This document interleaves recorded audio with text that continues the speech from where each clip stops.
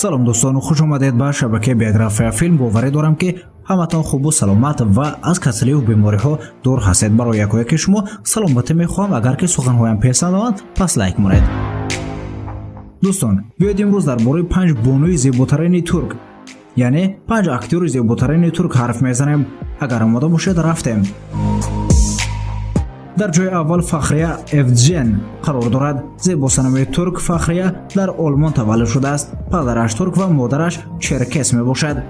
дар синни 19 солагӣ Фахрия ба модараш барои таътил ба Истанбул омаданд ва дар он ҷо ба ӯ пешниҳоди нақшофарӣ дар сериали ҳеҷ гоҳ фаромӯш нашуд карданд. пас аз ба охир расонидани филм, Евген тасмим гирифт ки карьераи ҳунарии худро идома диҳад.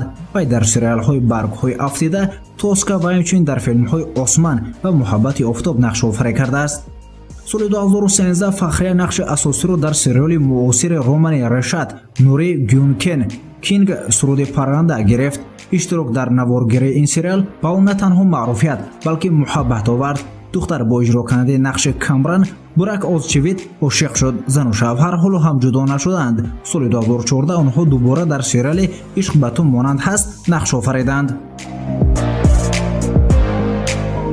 дар ҷои дуюм Берин Саат истодааст. Берин Саат пас аз нақшофарӣ дар сериали телевизионӣ Себи мамнӯъ ва гуноҳи Фотимагул дар чист нақшофарӣ кардааст. Берин барандаи ҷоиза ва ҷоизаҳои сершумор, аз ҷумла 2 ҷоизаи мӯътабари тиллои Бобучка мебошад ва ӯ инчунин яке аз баландтарин гирандаи музди актрисаҳои Туркия мебошад.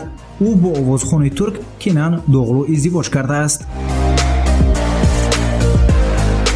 дар ҷои саввум Мерием Узерли қарор дорад. зебои чашм кабуд Мерием Узерли ба мӯи сурхи оташин ба нақши Ҳуррам Султон дар сериали Асри бошукӯҳ дили миллионҳо тамошобинро тасхир кард. ба эҷодгарони сериал духтарак он қадар писанд омад ки бо вуҷуди дониши пасти забон ва таҷрибаи хеле ками акторӣ аз байни 2000 довталаб онро интихоб карданд. Мерием дузолгоҳа буда нисф олмонӣ ва нисф туркист. дар Туркия Узерро зеботарин зан ва инчунин яке аз ситораҳои дурахшони телевизиони Туркия меноманд. чанд сол пеш маҷаллаи Гюқӣ Марьям Узерлиро зани сол эълон карда буд. дар соли 2014 духтар аз соҳибкор Ян Атеш духтаре бо ном Лара таваллуд кард, ки аз издивоҷ худдорӣ кард. Марьям кӯдакро танҳо тарбия мекунад.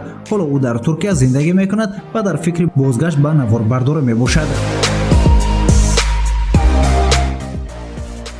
дар ҷои чорум Туба қарор дорад. ҳатто дар солҳои донишҷӯӣ духтар дар реклама нақшофарӣ карда ба брендҳои маъруф ҳамкорӣ мекард. сипас ӯ ба гирифтани нақшҳо дар сериалҳо ва филмҳои туркӣ аз қабили аз дили худ бипурс, Аси, Султон Маккамми, дар зери Линденс шурӯъ кард ва ба ӯ шӯҳрат овард. Туба ҳеҷ гоҳ ороишро суистифода намекунад, табиӣ буданро афзалтар медонад ва он мӯйро бартарии асосии худ медонад. ӯ ба ғайр аз наворбардорӣ дар филмҳо ҳамчун намуна кор мекунад. аксара вақт дар муқобили нашраҳои топнок пайдо мешавад. актриса бо актёр Онур Сайлак издивоҷ кардааст ва ҳамсарон духтарони дугоник доранд.